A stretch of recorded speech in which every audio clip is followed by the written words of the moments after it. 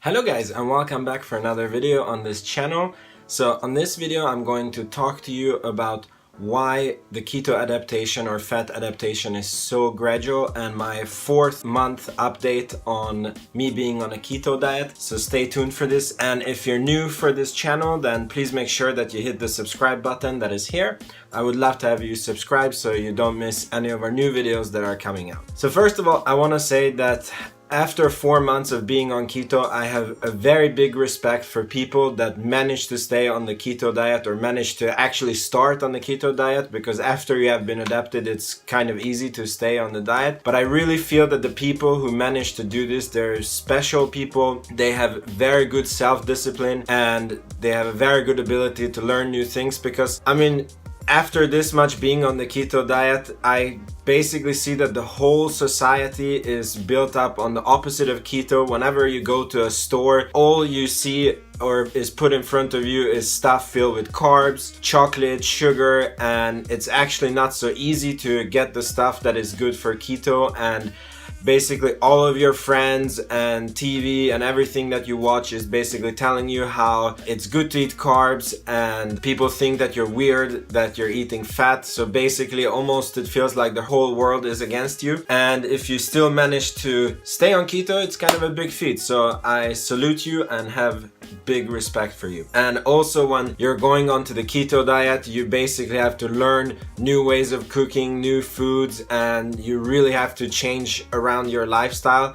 And it is a big change. So if you're thinking about doing keto, think in the long run. I have been on it for 4 months and there is still so much for me to learn, and I'm excited about that. Also, I want to talk to you about how basically nobody's telling you how gradual the adaptation to keto actually is, because most of the videos that I see, people tell you that okay, you start on keto and within 1 to 2 weeks you will be in ketosis and then that's it. And actually the keto adaptation is much harder than that and takes a lot longer time. Basically ketosis can occur within even 1 day if you start on the keto diet, but it doesn't mean that you are fat adapted or keto adapted, because your whole life you have been living on carbs and your body is basically used to using carbs and glucose as the main source of fuel.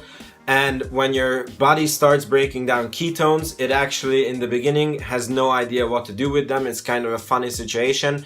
So basically that's why if you measure your blood ketone levels, in the beginning you will have a lot of ketones in your blood, and that's simply because your body doesn't know what to do with them. And if you use key strips, you pee out all the ketones because your body simply just cannot use them. So that's why you have the keto flu, because in the beginning your body is not running on glucose anymore because you're not feeding it any glucose, and it's not running on ketones either because it doesn't know what to do with it. So you're basically not running on anything, and that's why you feel so bad and so down when you're in this keto adaptation phase. But what happens after, or what happened to me after 2 to 3 weeks, is that I started to feel really good on keto food and it started to be more natural to eat keto food.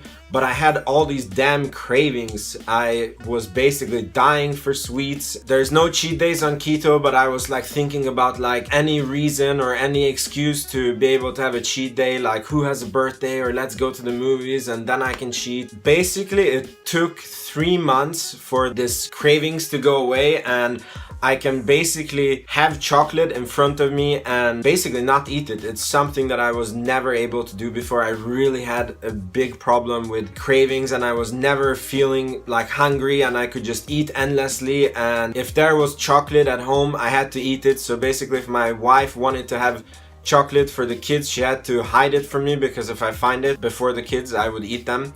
I was the worst kid she has ever had. So basically after 3 months this has completely gone away, and now in this 1 month basically I've become extremely comfortable on the keto diet. I naturally only crave keto food, which is awesome.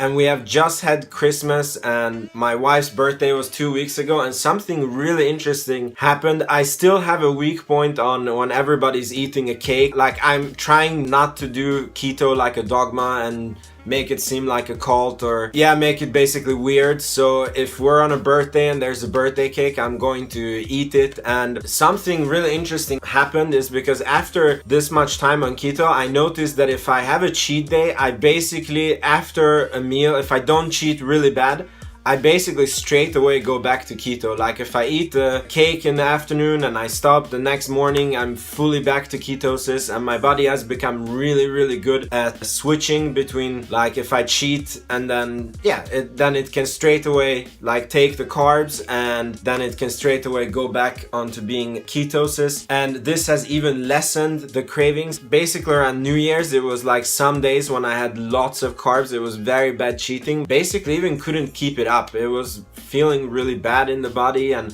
I was missing my keto food. So I came to this point now that I fully feel keto adapted. And the most important point is that I am enjoying the lowest weight that I've had since about 7 years, since I got married to my wife, even maybe before. And I used to look like a big elephant, and I'm really happy with my weight. I basically lost in these 4 months over 10 kilos, which is about 22 pounds. Obviously, I'm very happy for that. This has been the easiest weight loss I've ever had. And I am combining my keto diet with intermittent fasting, which basically means that I only eat 2 times a day. I have lunch and dinner, and there's 6 hours between them, and the rest of the time I'm fasting.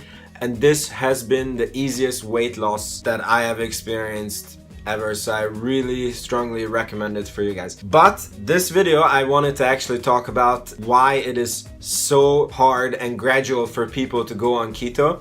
And this is actually because of a condition that is not known to a lot of people, but almost, like, I think 70-80% of the people suffer from this condition.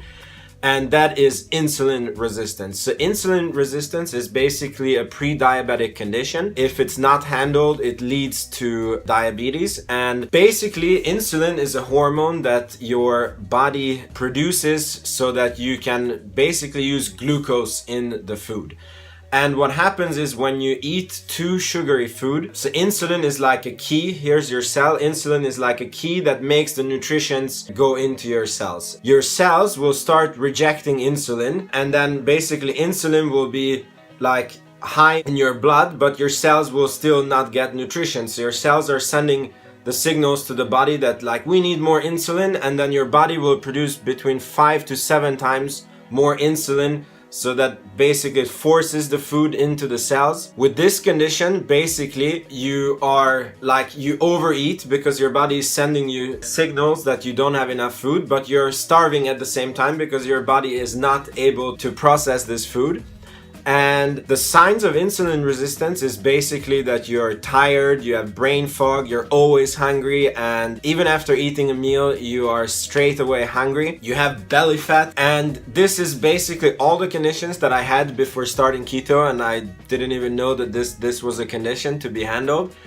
And so basically, the reason why you have all these cravings is because you have this insulin resistance and you have too much insulin, and insulin makes your blood sugar level drop. So you have to eat so that there goes sugar in your blood, and that's why you actually feel so tired and you feel the brain fog, because you have too low blood sugar. And like, you being hungry is your body's way of telling you that you need to eat, you need to increase your blood sugar. And also that's why for months after being on keto, you will be craving sugars, and even though that the cravings go less and less and less, but until your insulin resistance is handled, you will just want to eat sweets. And basically when you handle insulin resistance, you will have a newfound state of health, and you will not feel hungry between meals, you will not have brain fog anymore, you will have a lot more energy than you have had before, and basically you will be healthy. So it is a very needed handling, and